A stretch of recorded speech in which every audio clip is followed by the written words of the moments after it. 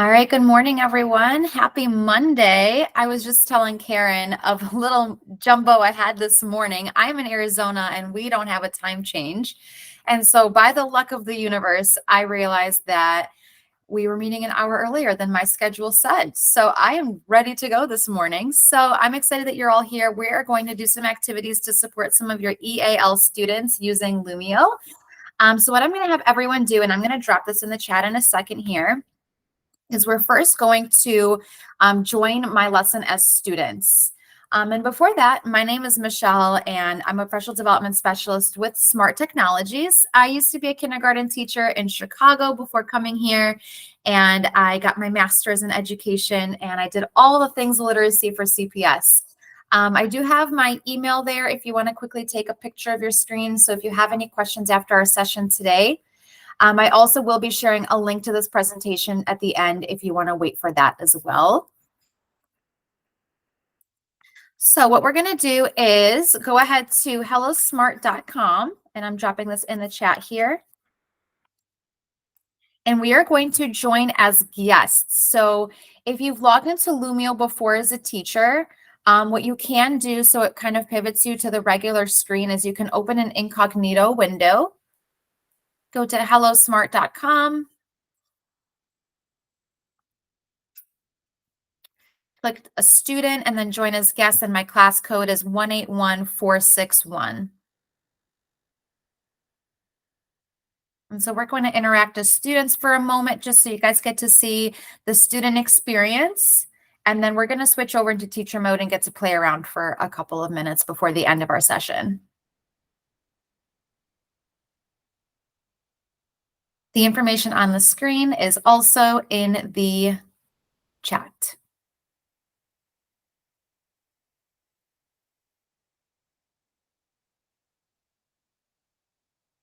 Looks like I've got 7 people joined in. I'll wait another minute here.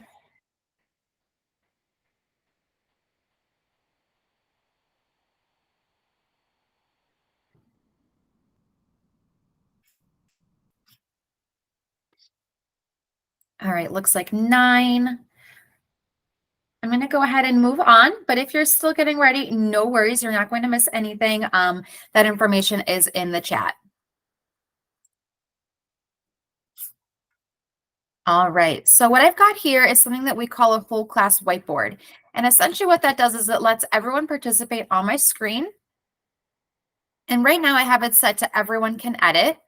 And these cars down here are infinitely cloned, which means the kiddos are not going to argue over who gets the green car, who gets the blue car. You can take any color that you'd like. So what I would like for everyone to do is go ahead and pick up a car and move it to where you feel you are in using Lumio.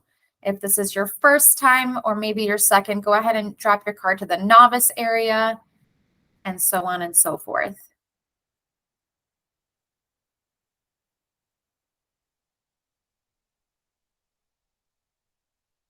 One thing I like to show everyone on this screen, there's a few things. So let's just say I've got kiddos, they're losing control. I need them to focus back in. I need them to stop playing with the cars.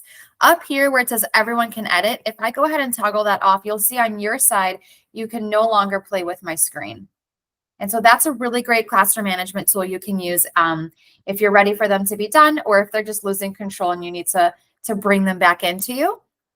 And then one other thing here, as you can see, the cars are anonymous, but let's just say I want to see whose car is over here. And one reason that I would do that is sometimes I like to do a little mental health check-in at the beginning of the day, or if maybe I'm doing an assessment at the end of a lesson, I want to see how folks are feeling about how the activity went. What I can do is click on the car, click on the little down caret, and it'll show me that Karen is actually the one that dropped that car there. So on the general screen, it's anonymous, but I can quickly go ahead and check whose it was. And maybe I need to go have a quick chat with that person. Maybe here I would use Karen as a helper for the rest of my activity because she is further along the roadmap here. All right, so what I'd like to do is take everyone through a sample lesson here. So what I have is a YouTube video that is embedded right into my Lumio lesson. And the reason that's great is because it is going to be totally ad-free. The reason that's great is when I taught for Chicago Public Schools, I don't know what it was about my school email. I always got targeted by Airbnb and perfume commercials. I want you to go ahead and imagine the most recent perfume commercial you saw. And I had one kiddo who sat up front and his name was Pierce. And every day without hesitation, he raised his hand and he said, Miss Grinberg, I'm going to tell my parents you showed us naked ladies on the TV today. Because that's what the perfume commercials look like. So when you bring a YouTube video right into your Lumio lesson, you won't, as I click play here, you'll see that there aren't any commercials in the beginning and there's no commercial breaks in the middle either. And so everything is going to be filtered. So it's only appropriate videos here. And again, there are no ads. So this is one of my favorite books here, and it's called I Love Saturdays y Domingos. And this is a great book that talks about this little girl who spends her Saturdays with her American family and then Sundays with her Spanish-speaking family. And so she kind of compares the two cultures in her household. And so after we've done that read aloud, I'd go to my next activity, and here I have a super sort just to check some comprehension. So from this page, I can go ahead and model my activity first in case my students have never done this game before. So from here, I can quickly show that you can blow up the pictures like this if you need help seeing them a little bit larger. And if I put them in here, it'll show them that that's a correct answer, or a wrong answer will bounce right back. So after I'm done modeling the activity, I can go to view progress. So if I could have a few of you go ahead and play the game. As you can see here, I can see that I've got 8 students that are not started, 5, 6 that are in progress, and 0 completed. So no one is fully done yet. And that's just the general screen. What I can do is student progress. And what is really great is if you ever click on student progress, let's say that you're doing this from a smart board or a projector up front and everyone can see your screen, it's really quickly going to warn you, you're about to show student names in progress. So it's always going to respect that privacy before it shows you right away. So I'm choosing to go ahead and show, and I can see that Karen is all done. So if I click on Karen's, I can review her results. And what's really great is it does show you if they got the wrong answer, right? And why that's great is if they kept getting the same one wrong, for example, I now know maybe I need to go talk to Karen and review just that one point. So from here, I can see hers. I can go on and look at how everyone else is doing. And that's just a quick little game. And why this is also great for the super sort, why I like to do this one, is you see that I don't have that many pictures here, but you can put many, many more. So if you've got maybe not one-to-one devices, or you want to do this as a whole group and not have them connected to their laptops or their iPads, this is something that you can do at your front of room display. So you can think about this game. And I've got pictures here. You can also do words. So maybe if you're doing like a science lesson and maybe you're dropping different elements and you've got 2 different categories of elements. Or maybe you're doing an English language arts lesson and you're having them sort different parts of speech or vocabulary. So this is a great way to think about this game from different lenses. So as I go on here, what I would do is maybe I'm trying to encourage my EAL students to practice speaking with their partners. So I would do a turn and talk activity. And I would like to know, based on the book, right, we learned about 2 different cultures here. I want to know what they do over the weekend. So down below here, I have some talking points of what they can say to start their conversation. Now, again, for classroom management purposes, right now, all you see is my screen, but I can go ahead and convert this to an activity right on the fly. So as I click on my little people tool, I can convert this to an individual handout, which means every kiddo gets their own version. I can make small group activities, or again, a whole class whiteboard. So as I turn this into an individual handout, you'll see that you can now participate in it on your own. So it looks like Karen started. There we go. A lot of you are starting. And one thing that I like to demonstrate on an individual handout, as I go here to demonstrate, I can tell them that they can write their responses with the pen tool. They can bring in pictures, and it's Bing Safe Search. So any image that they search is going to be pre-approved, or they can type their response as well. So if I can have a few of you just maybe add a few things to your screen. I can go back here. And Karen, if you can go ahead and click the done button for me at the top right corner of your screen. So she's got that check mark. So one other really nice thing that I like to do is I tell students, you can keep working. You don't have to click done even if you are done. The way that I like to use that button is, let's just say I'm showing it on my screen and I'd like to say, click the done if you feel brave for me to show your work to everyone. So that's a good way for me to see, oh, okay, Karen is comfortable with me showing her work. So if I click on Karen's, I can see that she is adding some text on here. One thing that I can do is I can grab a text box and I can say, great work. Quick instant feedback, and actually only Karen is going to see that on her screen and no one else. So that's a really great way for me to engage with the students as they're working with their partners. Do I have any questions so far? Awesome. All right, I'm going to show you guys my favorite tool on here, and it's called Immersive Reader. All right, so here I brought in a PDF document and it's got a passage on it, and that is quite a lot of words. So what I can do here is I've got this little book icon right here. And as I click on it, it's going to show me all the different text that the program is going to be able to read to me. So I'm just going to click on the passage and it blows up just that portion for me. So I'm going to show you some really cool things you can do from this screen. On here, as I click on the words, I get a little picture dictionary of what each word means, and then I can also have it read to me. This is a really great tool for those EAL students. Mouse. That is definitely not all. So from here, what I can do is I can do text preferences. From here, I can change the size of the font. I can change the font itself. And I always like to change it to Comic Sans, especially for our early ed learners, because it does change that A to the A that we do teach in the primary grades, as opposed to the one that it comes with is the A that we don't teach. If you've got any visually impaired students, you can change it to yellow. That makes it more accessible for them. You can highlight the syllables, so it breaks the words apart for you that way. You can highlight the parts of speech, which is really, really great as you're practicing that on there. You can change the colors if maybe you've got an anchor chart in your classroom with the different colors that you're using. I'm going to go ahead and toggle that off. And then we go to reading preferences. From here, I can go ahead and do a line focus, so it really narrows down to just one sentence at a time. And then I can go ahead and turn that off. Now here is where we might really use it. So I'm just going to go ahead and scroll down here to Spanish. And as you can see here, there are many different languages that we can use. I'm pretty sure every language known to man is on this list. As I scroll down to Spanish, you can even see that it has the 3 different dialects of Spanish. So I'm just going to go ahead and choose this one. And I have it set to by word, or you can also set the whole document to go ahead and be in that language. So as the students listen to it in Spanish, they can quickly toggle it back to the original language.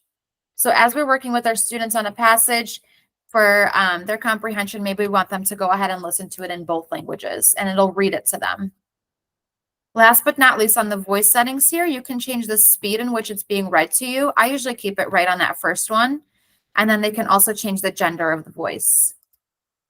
So as I click play here, El ratón de la ciudad vive en una casa. All right, listen to it in Spanish. I'm going to go back to English. Mouse lives in a house. The garden mouse lives in a bower. And that's a really great way for students to go ahead and interact with both languages on there. And there's a ton of different features on there. So again, I've got this worksheet here where I've brought in a Venn diagram right to the page. So as they're done with their passage, they can go ahead and interact with the comprehension activity. And they can type or write the responses. But what I've added here actually is images to support my students. And I group together the word with the image so that they can go ahead and have kind of like a word bank, if you will. So what I'll do right on screen here is convert this to an individual handout again. And so now you guys will be able to interact with the worksheet. And the reason I like to change it to an individual handout on the spot, this is something that I can do when I'm creating my lesson beforehand, but I like to not set it until I'm doing it because I like to give my instructions first, and then I can have my students interact with it. And then again, what I would say to my students is if you're brave and you want me to show your work, you're comfortable with me showing your work, go ahead and click that done button so I know that you are okay with me sharing your work. All right, so Michael went ahead and let me know. So as you can see here, I've got his work. And again, just as a reminder, I can grab the text box and I can say, great work, Michael, and only he sees that on his screen. Maybe I write something like try again if you got the wrong answer.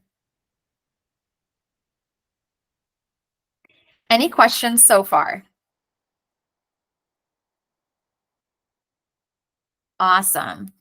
So something that I was actually talking to Karen about is when we've got all kinds of different learners in our classroom, we don't always have them working on the same activity. Oh, looks like someone raised their hand. Go ahead, Barb.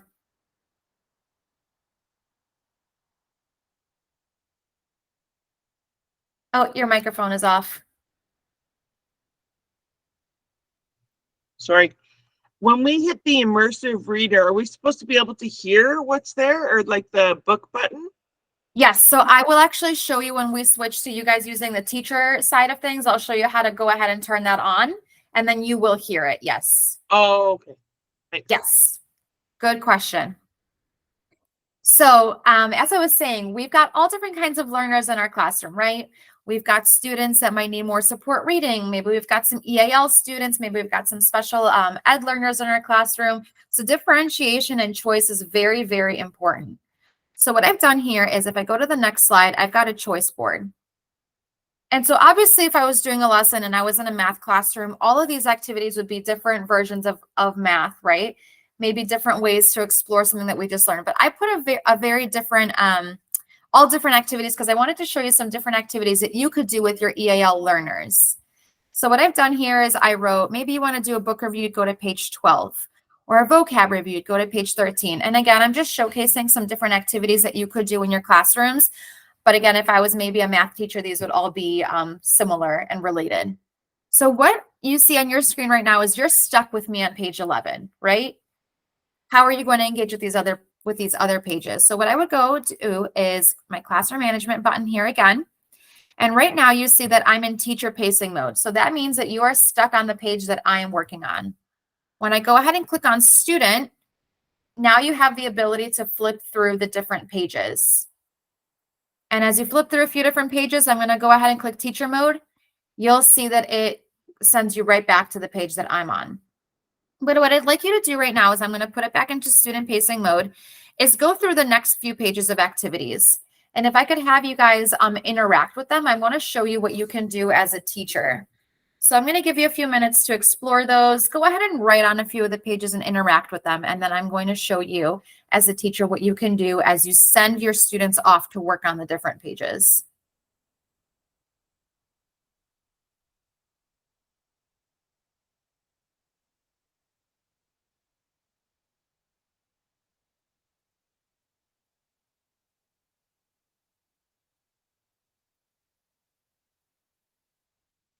So I should be able to turn a page and something should happen. Sorry, Barb, can you say that again, please? Should I be able to turn a page and something happens? Yeah, you have to navigate it from moving the pages down or up on the left-hand bottom side. Thank you. Thanks, Karen. It was breaking up on my end. Yep, so right here in the bottom left corner, here's where you can navigate through the different pages. And I'm just going to stay back on this screen so you can see what the different activities are. And as you're working on there, what I can do is, if a few of you have written on your slides, maybe I want to go to the book review. I can go to student progress. And it looks like there's a few students that have interacted on this page. So maybe I'd go to Karen again. Sorry, Karen, I'm using you as my example. I can see that Karen actually hasn't gotten started, but if she had, I'd be able to quickly check in with her.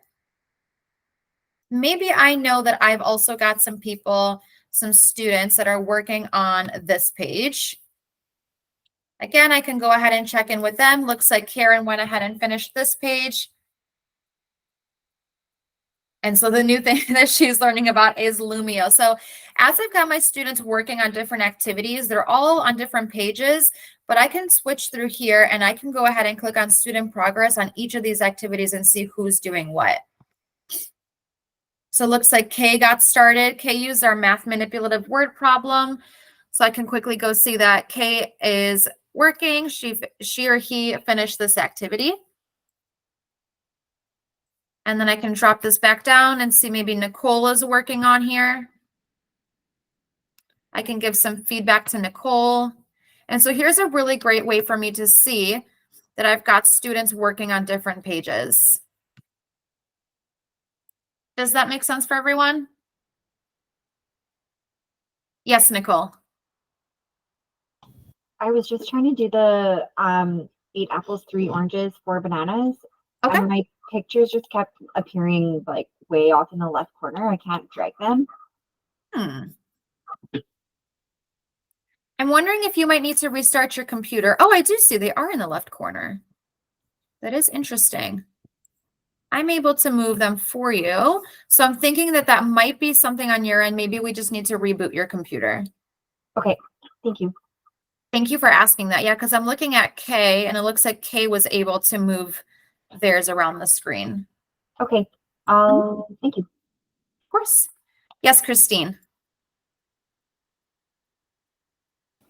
Yeah, I was wondering, like, I know you have that control for teacher, like you can show your screen, you can show student work. Is it Yes. possible to operate Lumio from 2 different screens? So like if I was, because I'm used to having an iPad so that I can walk like with when I use Pear Deck. So I can use I can see what the kids are doing from my iPad, but then I can also just show them what I'm doing, like so I can have the actual activity on my Epson. Does that make sense? Absolutely, it does. And that is a great question. And I'm glad you asked that because we were up in Toronto actually last week playing with this exact question. So basically what you can do is, you're right, you can have 2 devices. What Lumio will do is you can have 2 devices, maybe your iPad and maybe you have it up at the projector or the smart board, but you have to have the same lesson open. So as an example, like let's just say maybe you're at your desk working and then you've got another Lumio lesson up at the board. It's going to boot you out and it's going to change both screens to be at the same lesson. However, you can have 2 devices with the same Lumio lesson pulled up. So to answer your question, Christine, yes, you can be walking around with your iPad on that lesson, interacting with it to see who's doing what, and then have that same lesson pulled up on the board for everyone else to see what they need to see. Does that answer your question? Yes, because I don't think that was a feature, because I tried using Lumio last year and I don't think that was a feature then. But if it's there, that's awesome because I love that. Yep, just the caveat, it has to be the exact same lesson on both devices. Perfect. Thank you. Of course. And it looks like I've got Kimberly. The pages are not working for me. Can you elaborate what's not working? I would like to help you troubleshoot on there.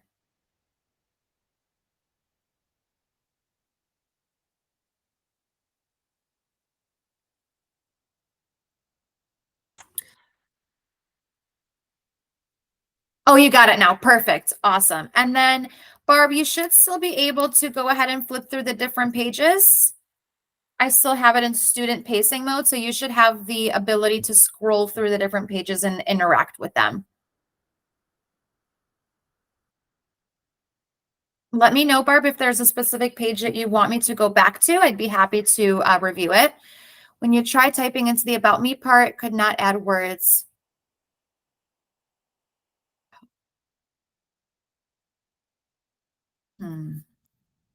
Okay, so the screen that I'm on right now, right? So if I go to my teacher handout, Barb, what you would do is you would click on the A. That's where you would bring in a text box. And once you click on A, you're actually going to then go click onto the screen where you need it to go. So I'd click here. I did all that. It didn't work. It didn't work. No, I'll try it again. I got it to work once, but it won't work anymore. I'll keep trying.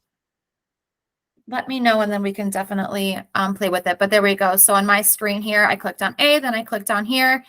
And then let's just say I type. You can also, if it pops up in a different part of the screen, you can move it to where you do need it to go. Yeah, it let me add one word, but it won't let me do anymore. That's why I just wasn't sure if it's me but I got it to work on the fair model. It worked every spot. It just, this page, it won't work. That's all. Okay, try double clicking into that text box also. You have to click right onto the word that it typed. And then let me know, Barb, if that still doesn't work, and then we can troubleshoot from there. That didn't work. I'm wondering if we're having the same issues with Nicole. We might just need to restart our computer because can someone else interact with this page and let me know if it works for them? I'm going to drop my teacher activity. Take a look, Karen. Oh, so Karen chose to write, which is one of the options. Okay. Let's scroll through here. KB, looks like you were able to write the word like. Okay, Kimberly, it worked for.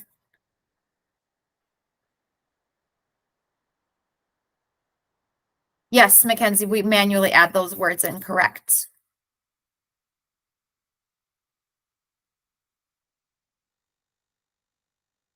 It looks like Mackenzie is adding some words. I was struggling as in text box, but could write. Looks like a few of us were.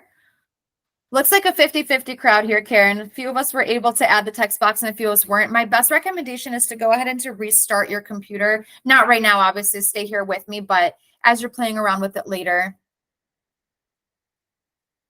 That is quite strange. I'm curious, Kimberly or Mackenzie, what kind of a device are you using right now? And then Barb, what device are you on?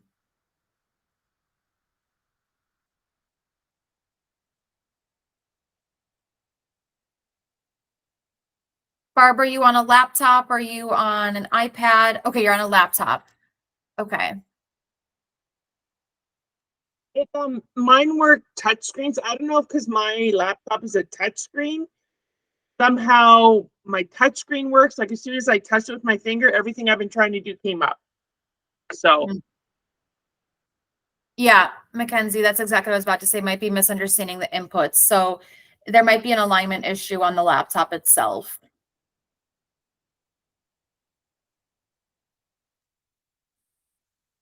As we can see here, Michael's able to type into here. Yeah, I'm wondering, Barb, if the touch alignment is misaligned. So Karen, if maybe you can set Barb up with a tech to go through the alignment on her laptop, that might be the issue. Sure, yeah, it worked each time I wanted to put text in. I had to click the A and that generated another text box. And then I was able to put that in. But if I clicked right on the line, it didn't let me type. But if I clicked on the A on the left-hand side, then a text box would appear that I could operate with. Yep. So yeah, just so to it demo what. worked for me. Yep. So click on the A and then double click where you'd like the box to go. It just wasn't consistently dropping the text box or letting me click somewhere on the screen. I had to kind of click all over the place to get it to work. A smattering. Good work. I'm glad it works now. All right, so it's being a little bit finicky today, but such as technology. So that's why I always like to tell students there are a few different ways to interact with the screen. They've got their writing tool here. They can bring in images as a response. And again, that's Bing Safe Search. So anything they search is going to be appropriate and pre-approved. And then they can also do text. All right, so just to quickly demo back, the reason I wanted to show this to you is as my students are working through their choice board, and what you can do here is you can, as you think about your own students, maybe you've got them grouped up and they know what this means, but maybe you've got group A, please do activity on page 12, and group B, please do activity on page 13, and make that more intentional. So I made this more of a choice board where the students can choose which page they're going to, but maybe this is where I've got my individual breakouts and I intentionally have told them which page I need them to go to based on the activity I created for their specific needs. Okay, so again, if maybe you're doing, I'm going to use a math teacher as an example again. Maybe I've got students that need more manipulative. So maybe I've got a version of a worksheet for them where they have the manipulatives to use. Maybe I've got students that don't need that and I've got a different version for them. All right, so something that I would like for everyone to then go ahead and do is, again, I'm going to share this link with everyone at the end so you can interact with this later on. So what we're going to do here is go ahead and leave your student perspective. So as you see on my screen, you're going to go ahead to your 3 lines at the top left corner, and then you're going to select leave class. Awesome. So now what you're going to do is go to golumio.com. golumio.com. And now you're going to sign in as a teacher. And so what I'm going to tell you from this screen is Lumio is a approved software for you guys. So you should be able to log into Lumio with your Edmonton login accounts. If for any reason it is giving you trouble, which it shouldn't, you can go ahead and create an account with your personal email address. You won't get any spam emails or anything like that, but just for today's purpose, if you'd like to, I just want you to be able to interact with us. The difference is going to be is if you make a free account with your personal email address versus using your account with Edmonton, the free account just limits your storage. So you'll have all of the same abilities within Lumio, but you will max out at, I think, like 3 to 4 lessons versus when you use your school account, you'll be able to have uncapped storage. So as you're logged in, it's going to give you a few prompts. If you can just drop in the chat box for me when you are ready, and then I'm going to show you how we can start interacting with Lumio here. Thank you, Karen. Thank you, Mackenzie. Thank you, Jennifer, Norman. Thanks, Barb. Thank you, Nicole. Okay, looks like we're all getting in there quite fast. And if this is your first time logging into Lumio, you're going to get all those little tutorial pop-ups today, but it should go away after today. So just go ahead and if you'd like to read them, you can, or you can close them out. So I'm going to go to my home screen with you guys. So if we're logged in, this is what we should be seeing on your screen. All right, so from here, we've got, this is the page that you're going to see anytime that you log in. This class ID, by the way, right up here in the top right corner, that's how you're going to have your students log in with you. Your class ID is always going to be the same. It doesn't change per lesson that you create. It's always going to be that. So when you click on it, you can see that you've got a few different ways for students to join. You've got the link, which is great. If you guys are using Google Classroom, you can go ahead and post that link in there. If they're on iPads or on their phones, they can scan the QR code, or the way that I had you join today was by just going to hellosmart.com and then using my join link. All right, so this is how you would have your students join in. So my library, that's going to be like your Google Drive folder, if you will. This is where you're going to have everything that you ever created that's going to live right there. Shared libraries right now, you have that button, but you don't have access to that. That's part of a new plan that we've created. So we're not going to touch on that yet. That's something that I will chat with Karen to see later if that's something that you guys are exploring. Lumio Library. I like to think of this as kind of like Teachers Pay Teachers, but it's free. These are all the different pre-made resources that we have created. So as you scroll down here, they're categorized, manipulatives, there's STEAM. You can also utilize the search if there's a specific topic you're looking for. So these are all pre-made resources that we've got created for you. If you scroll all the way down, if I can have everyone scroll all the way down, the second to last category here is instructional toolkits. You see this third one here is English language learners. What I would encourage everyone to do is if you click on it and you save it to your library, this is going to be a really great resource for you all to revisit later. And it's going to give you some different ideas on how to use Lumio to support your English language learners. So if you save that to your library, it's going to appear then in my library, just so you have reference for later. You remember to go look back on it. Again, just to review what I just did, I'm in my library or Lumio library. I scrolled all the way down to the second to last category, instructional toolkits. And the third resource is called English language learners. And I went ahead and saved it to my library because I just think that's a great resource for you all to review later on. If I can have everyone go back to my library. And on the right, you see Edit Class. You see this button here that says Manage Immersive Reader. So that's where we were able to read that text. Go ahead and make sure that is toggled on. And that is how you'll be able to use Immersive Reader with your lessons. Again, to show how I got there, I went to my Edit Class button on the right side of my screen, Manage Immersive Reader, and then I just made sure that was toggled on. It does default to be off, so I just want to make sure that you've got it on. And Karen, we use Google Drive, correct? This is true, yes. Perfect. So one other thing I'm going to show you to go ahead and turn on before we start exploring the activities. If you click on your badge at the top right corner, so I have mine set with my picture. Yours might just be your initial. Up here, this button right here will say for you, enable Google Drive integration. Go ahead and click on enable Google Drive integration. And so what it's going to do is it's going to connect your Google Drive and your Lumio. So if you have a Google Slides deck that you'd like to bring into Lumio and then add those interactive components to it, this would be a really great way for you to import that Google deck.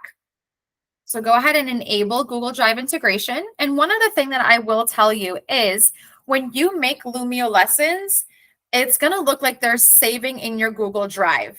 And the reason I do that with quotation marks is you'll see them populate in your Google Drive, but they're actually just going to be links to bring you back to Lumio. And why that's great is with most school districts, you have a very limited storage with your Google Drive. Don't worry, it looks like they're saving in your Google Drive. It's actually not taking up any storage in your Google Drive. It's just hyperlinking it back to Lumio. But that's a really great way for you to also keep track of any of your Lumio lessons. It links them in your Google Drive, but does not in fact take up any of your Google Drive storage. All right. Who's ready to interact with it? I want to build something else. So if you click on your new button here, the new on the left side of your screen, here are all of the different things that you can bring into your lesson. Now you can start something new, or if you're bringing in a Google deck that you already have and you want to bring in interactive pieces, this is where you would do it. One thing that I want to show you is, as you see here, each of these buttons, they have a little graduation cap on them. These graduation caps are your friend. So what I'm going to do, if I click on those game-based activities, we've got 12 different games that you can import into your lessons. That's a lot of different games to remember, right? So if I click on a graduation cap, it gives me a quick little video on what that game can do. So I can do that. Maybe I want to figure out what match 'em up is. Again, I get that little video to figure out what that might be. Okay, so those are all of our game-based activities. If I click back here, on that same new screen, import, here's where you would go to bring in something from your computer or from your Google Drive. We've got graphic organizers, and if you click on here, you can see we've got 21 different graphic organizers that you can build into your lesson. Same with manipulatives. There's 15 different types of manipulatives that you can do on here. We've got some musical notes on there. We've got any music teachers in the room?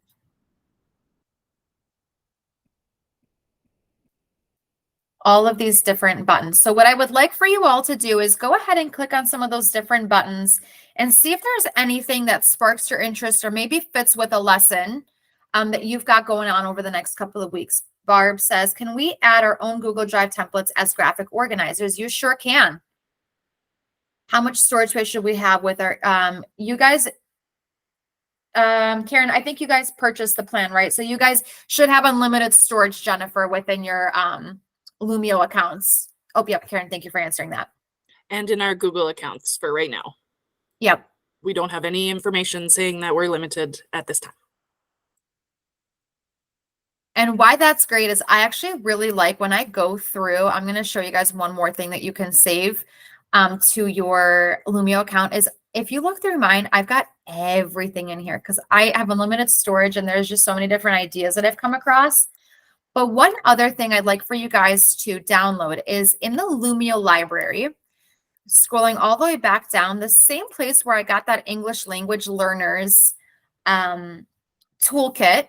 And I think, Barb, we were talking about this earlier, is really thinking about how we can use different things based on the grade level we're with or the subject matter. And the reason I bring this up is I used to be a kindergarten teacher, and I would go to different professional development sessions and I would say, these are all really great activities. How am I going to use this with a 5-year-old? Similarly, today I showed you a lot of primary activities, and some of you are probably wondering, how can I use this with my older kids? So again, in that toolkit where I showed you, it's in my Lumio library, scrolling all the way down to the second to last category called instructional toolkits. Once you're here, in the third row,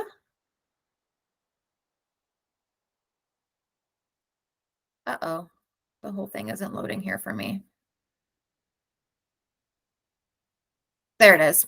I'm so sorry. Yours might be showing up in a different order because all of a sudden it changed on me. So right now for me, it is in the fourth row, the first one. It's called game-based activities. The reason I would love for you guys to download this to your Lumio library and take a look at it later is, remember I showed you that we have 12 different games that you can play? For each of those 12 different games, it's actually going to give you 3 different ideas for each of the games. So for example, the fill in the blank, when I first saw this, I was like, how would I use this as a kindergarten teacher? Maybe I want to pull in the alphabet and have different letters missing. Or how am I going to use this as a math teacher? Maybe I have missing parts of a formula. So it gives you 3 different ideas of how to use each of our 12 games. So there's 3 different ideas for the fill in the blank. The game show, it'll give you 3 different ideas. So it really helps you to think about, with your grade level and your subject matter, maybe some different thoughts on how you can use each of those.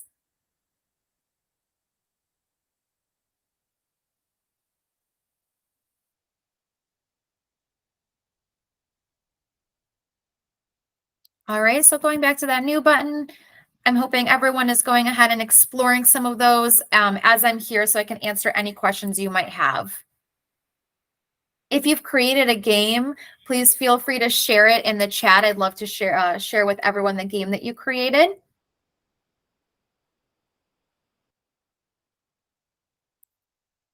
And as you're exploring, what I'm going to drop down here for you is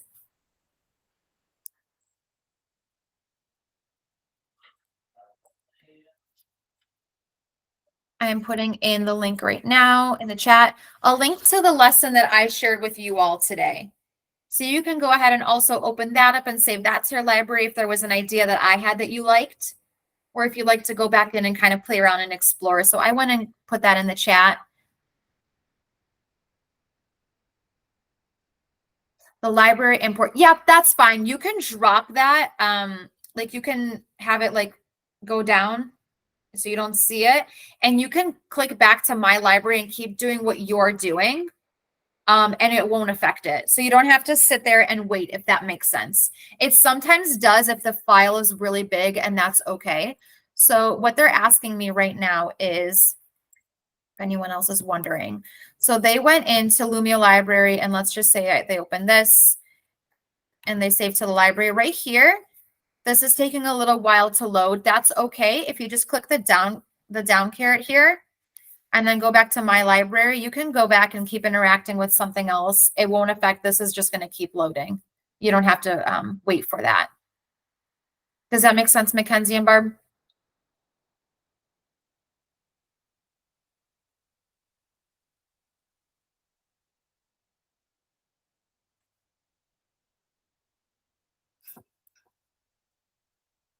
Perfect. Awesome. And one other thing I really wanted to show you guys is we were doing that immersive reader, right? Where it helps to read a question or the text out loud. If I went back, the reason that I did that math problem the way I did, this one over here, I went ahead and typed out my question. They can actually have that text read to them as well. So you'll see as I go to my teacher handout, If I click on my immersive reader, it highlights that it can read those things out loud to me. So maybe I want my students to be able to read that in a different language if they need it. So any text that you type, immersive reader is able to read those out.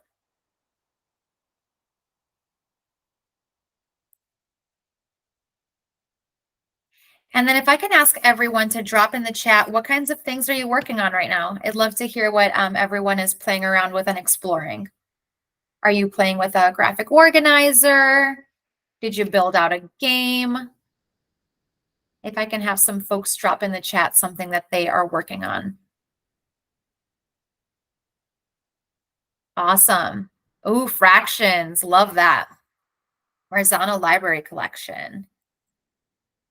And if anyone feels comfortable sharing their link, I'm going to actually show you if I can have everyone look up to my screen. So let's just say I am a teacher. Maybe I'm a teacher leader. I would click on these three dots here and I'd go to share link. The top link where it says give a copy of this lesson to other teachers.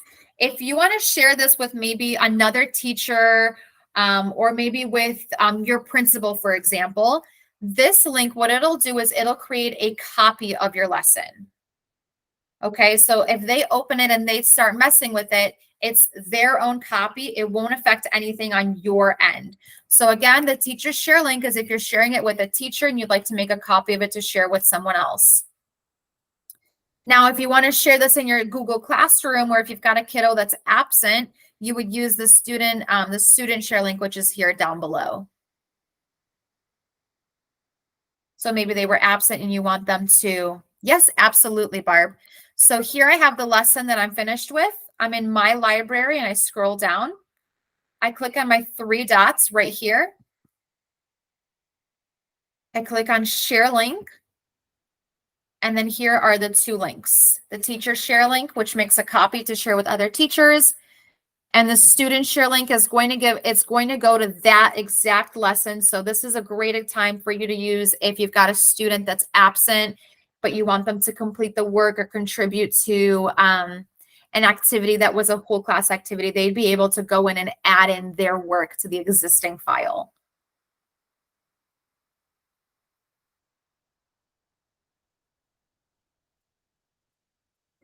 We've got about 10 minutes left to go. So before we go, I have some other resources that I'd like to share with you. I want to leave you with all the great things if you have any questions that come up.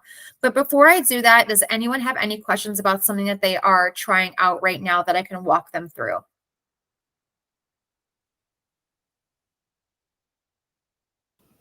I was just wondering if I have 3 different classes that I'm teaching, because I teach French to 3 different groups. Do I have to create a different lesson for each of them and share the link separately, or can they all go on the same one? How's that work? That's a great question, Christine. So I'm going to answer it in kind of 2 parts. If you want a clean slate, right? Like let's just say you've got interactive slides where it's a whole class whiteboard and you don't want the second class to see what the first class did. What you would do before, like let's just say you created this lesson, what you would do is go ahead and copy it or duplicate it. So then you've got 3 clean versions to use that day. But if you don't have any like whole class activities and it's just like you sharing at the front of the classroom and then it's a bunch of individual handouts, you really could just use the same one each time because it won't really affect what they're seeing. Does that make sense? Yes. Awesome. Yeah. So like, for example, today I had you guys all interact on like a whole class whiteboard with the cars. Let's just say I'm going to go right now and do this exact same session again, I would have made a duplicate copy of it because I then would have to go and like reset that activity. But if it was just a bunch of individual handouts, I would have just used the same one. For grading purposes, you would have all of your like teacher handouts and individual handouts all on one screen. So at the end of the lesson, we can see what each student did individually. Exactly. So if I go back here, right, this was the thing that we just did together. If I go back to start here, all of the work that we did is still here for me. So if I go back to here, I go class progress. All of your cars are still where they were. And then if I go back to like the worksheets that we did, and go to student progress, all of that is still there. Am I answering your question, Christine? Yeah, and then if you were to see what I did, you would just click on my name afterwards. Yep. I feel like is that a new feature? Because I feel like that wasn't there last year when I was trying this. I feel like it was more like you had to use some of the, like at the end of it, there would be some like summative assessments, like a multiple choice question. Is that something that's changed? So that's just a different activity, actually. So Oh, okay. yeah, that's a great question. So there are different assessment tools that you can bring in here as well. So going back just to show everyone what Christine is talking about here, if I go to end lesson, one of the features we've got here is this response button. And so you can kind of create a quiz here. And the quiz, you can actually export results into a Excel sheet. And so that would be where, Christine, then you would go to the Excel sheet to review results. But with the individual handouts, as long as you have not reset it or anything like that, and you're going through the exact same file in your own library, you'll be able to go and re-access any of those student handouts. And that's where I think it's always nice to just have a duplicate copy of your lessons if you're using it more than once.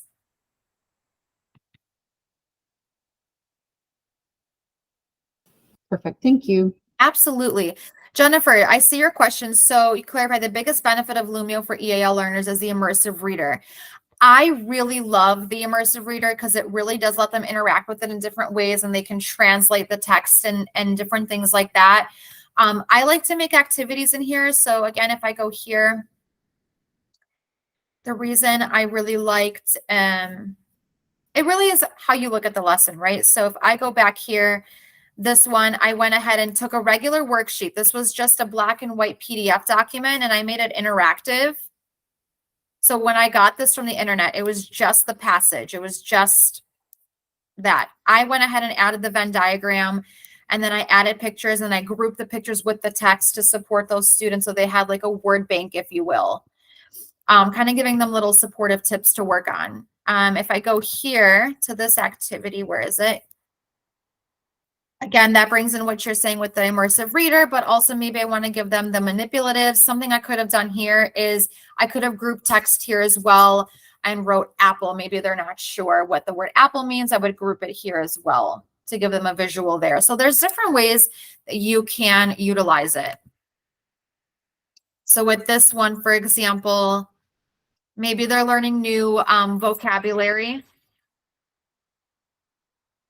Right.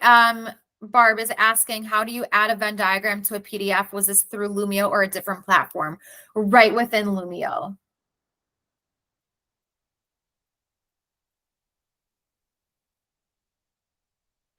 And I've just got 5 minutes left with you guys. So I really quickly want to show you a few resources that I would really like to leave you with, because there's going to be tons of more questions that you guys are going to have, and I want to be available to you. So if you go to, I shared with you all in the chat, and I'll reshare it again, the link to this lesson. But here's all of our Lumio resources, and I'm going to share this page with you as well. I'm putting this in the chat right now. All the resources you can use as you're exploring, and you maybe have some different questions that come up. So if you click on Learn Lumio, we've got some different courses built out for you to take that help you to interact with the different features. Our YouTube channel, all of our trainings are recorded. We've got webinars that are recorded, and that all lives in the YouTube channel as well. So if you've got something specific you're looking for, you can definitely find a video of one of us sharing our screen and walking through it. Of course, Barb. We have our Facebook group. Our Facebook group is really helpful because there's a ton of us in that group, plus all of our expert Lumio users. So if you ever have a question as you're building and you post it in our Facebook group, within minutes, someone will respond to your question, whether it's one of us working at Smart or just someone using Lumio internationally, because we are a global company. So that's a really cool space for you to be in. So these are all different links I encourage you to explore as you're starting to use Lumio. And then again, here is my email address. I am available to all of you. So as you're building out, if you have any questions, please feel free to go ahead and send me an email, and I will try always my best to respond quickly to you.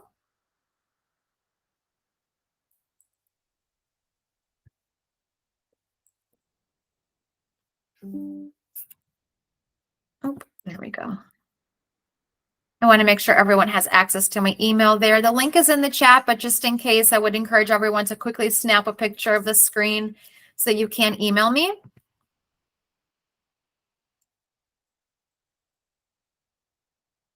And then also Karen does have my contact information. I want to be available to you as you are starting to build out in Lumio.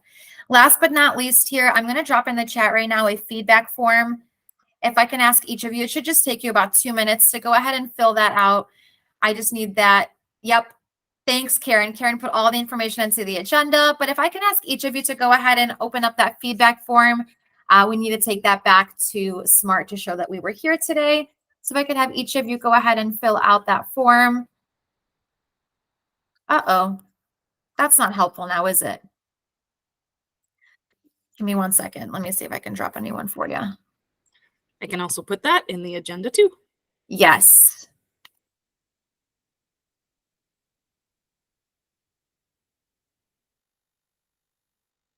It is interesting that it says it doesn't exist. Let me try a different one. Shorten. Control C. Okay. Try that one.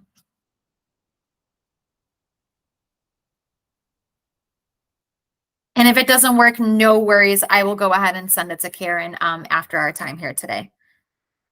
Oh, that works. Wonderful. Thanks, everyone. Michelle, I just one more quick question for you. Absolutely. So if I have a lesson that I used last year with a different group of students, how do I get rid of all of their responses? Is there like a quick? Short answer, no. Good question. So what you would do is, if you open that lesson, you can go to start. So I'm going to show you from this screen here.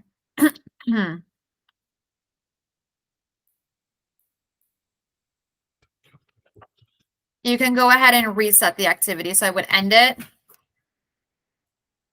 And it'll delete all of your contributions. And I have to do that for each slide, each individual one. Okay. Unfortunately, yes. But yeah, so moving forward, always just have a duplicate of your lessons, especially since you guys have unlimited storage. Okay, so all right, that makes more sense. Absolutely. Okay, thank you. Of course. Does anyone else have any other questions? I can stay on for a couple more minutes if anyone needs to get to their next session, but if anyone else has questions, I'm happy to stay on.